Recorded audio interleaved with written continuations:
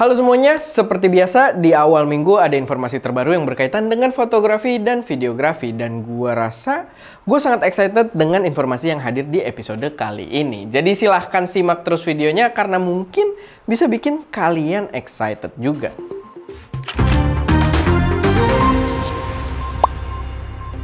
Episode Shutter News kali ini disupport oleh toko kamera Fokus Nusantara. Oke, pertama-tama gue mau utarakan dulu pendapat gue di mana gue merasa sekarang ini adalah momentum yang menyenangkan untuk para Fujifilm user kayak kita. Walaupun sebenarnya video ini kita shoot pakai A74 yang ternyata sangat racun juga. Cuman ya masih dalam proses review, jadi kita belum bahas itu. Nah, kenapa gue bilang menyenangkan buat Fujifilm user? Karena sekarang kita mulai punya banyak lensa-lensa third party yang bisa kita pilih. Nggak terbatas buat pakai lensa native Fujinon aja, atau pakai lensa reverse engineering kayak punyanya Viltrox. Kemarin kita udah sempat bahas lensa dari Tokina, Tamron juga udah kita coba lensa yang buat Fujifilmnya, dan sekarang rumornya Sigma pun sudah siap untuk menghadirkan pilihan lensa untuk Fujifilm X-Mount. Betapa menyenangkannya gitu sekarang ya.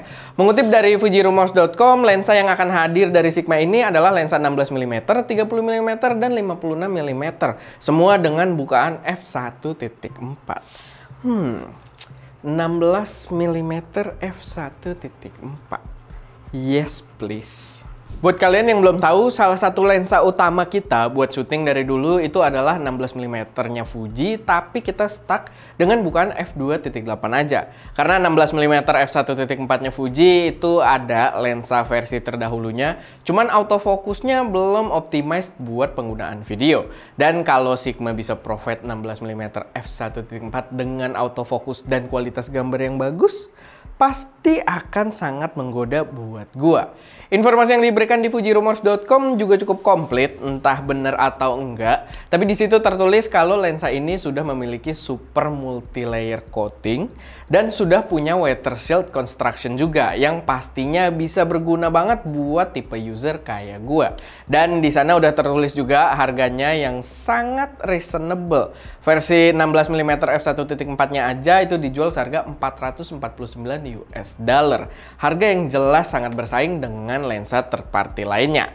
Tapi ya, informasi tadi cuma rumor, walaupun deskripsi yang diberikan itu cukup mendetail. Tapi kita belum tahu pasti soal kebenaran lensa ini. Cuman nyambung dari situ, mengutip dari dpreview.com, Sigma udah berencana membuat online event untuk meluncurkan beberapa produk terbarunya tanggal 9 Februari nanti. Dan gua sangat berharap di dalamnya termasuk lensa untuk sistem Fujifilm yang tadi dirumorkan. Dan beruntungnya tanggal 9 itu sebentar lagi, jadi nggak perlu waktu lama untuk melihat kebenarannya.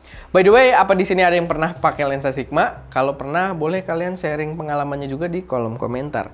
Gue sendiri udah lama dulu pakai Sigma 16mm f1.4 buat APS-C Sony, dan sekarang lagi nyobain Sigma 2870 f2.8 buat Sony full frame, yang lagi kita pakai juga sekarang untuk shot utama ini.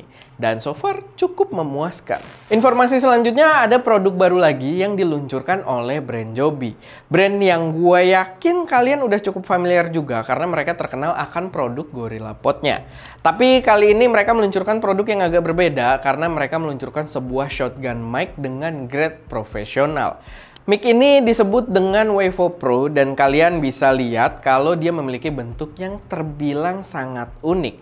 Tapi nggak cuma bentuknya aja, mic ini pun menjanjikan fitur yang luar biasa banyak. Salah satu fitur andalannya yang juga langsung ditulis dengan jelas di mic-nya adalah Active Noise Reduction, di mana fitur ini akan mengurangi noise-noise suara seperti guncangan karena kita berjalan atau getaran karena angin yang kencang. Dan proses reduction-nya ini dilakukan secara real time dengan memanfaatkan sensor dan prosesor yang sudah tertanam onboard bersama dengan mikrofonnya. Gua belum nemu sih tes realnya seperti apa, tapi harusnya sih cukup menjanjikan karena itu memang noise-noise yang biasa dialami oleh para content creator atau lebih spesifik lagi oleh para vlogger.